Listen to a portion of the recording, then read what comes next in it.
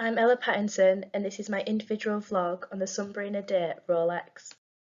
As stated, I have chosen the Submariner Date watch, which is part of the Rolex range.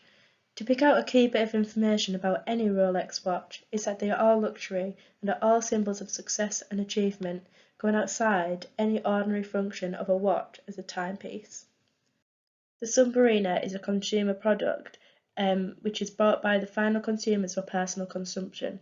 Of the four products, as shown, the Submariner Date is a specialty product because of the brand of Rolex is essential to the watch's value as it has achieved a recognition threshold of being expensive and high-end, which again signals a high quality of Rolex and often means that they can charge higher prices.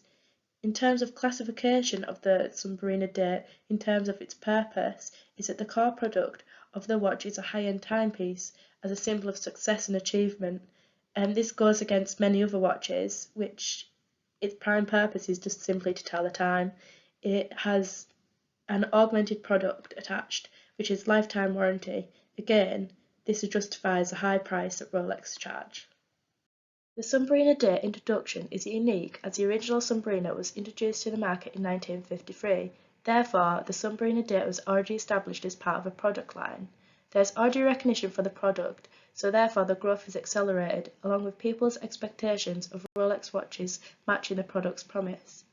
The next stage of maturity for Rolex watches takes some time to reach, and when it does, it has an extended maturity because it is a high-end specialty product, unlike the ordinary product the life cycle diagram below represents.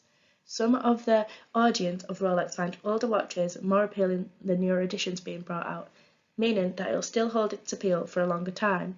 Because of the extended maturity, the final stage is likely to be gradual and not rapid. From the three categories of pricing techniques, Rolex uses premium pricing, which falls under customer value-based pricing, as Rolex watches is designed with the target audience in mind, and therefore based upon the desire of that target market. As you can see from the diagram, the Rolex Submariner Date watch is part of a product line, and the management was decided on prices between each different version based upon the features. With premium pricing, there are risks of being undercut by competitors and far cheaper alternatives.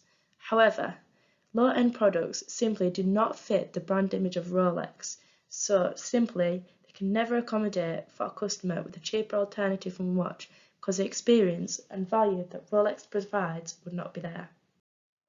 A marketing channel is how a product reaches final consumer, either by direct distribution, like Rolex selling their own watches from their own stores, and indirect distribution by using an intermediary such as authorised dealerships in high-end watches and selective stores to sell their products. The marketing channel is important to get right, especially for Rolex's brand image, because it's all about good customer service and enhances the customer value and experience. When planning the channel, they've gave consideration to the location of the stores based upon the buyer's spending habits and the type of product and service a customer is expected to have by only choosing selective watch dealerships. Benefits of using direct distribution through the stores is that Rolex can form a greater two-way communication and create an immersive experience of buying a Rolex, which is important to the customer and the buyer. The benefits of having indirect distribution through selected stores allows for greater efficiency in getting Rolex goods to their target market. As explained on the slide, they also use an omni-channel approach, which integrates channels during the shopping experience. Now we are moving on to my reflection at the first year of university. I use Gibbs reflective cycle, which is shown by a diagram on the next slide. First year at university, we had to make friends, we had to attend classes and lectures, move into halls, study outside these lecture hours, and maintain a social life. At the beginning, I was feeling nervous. I hadn't studied business at A-level and thought it would be difficult. I was also nervous to make friends, but I imagine everyone else was too. By the middle, and definitely by the end, I was settled into the course and confident in my friendship circle.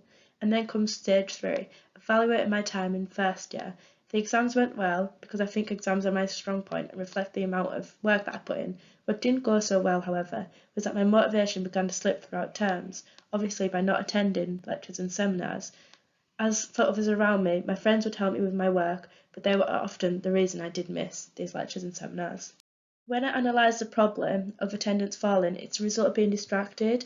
So I'd go out at night, even if I did have an early morning class the next day. And it wouldn't have helped with coursework that needed to be completed and the material on that seminar if I needed help with it. This resulted in me skipping classes and it really affected my learning, especially when my friends missed the same ones. I need to develop time management skills going forward and put an action plan in place where someone is in that class to tell me what I've missed and double checking that I know that they're in that class before even considering missing it. Keeping some sort of diary would also help with my time management in setting clear goals aside for me to work towards and put social hours in social hours and work hours in work hours. And this is the end of my PowerPoint presentation, and these are my references. Thanks for listening.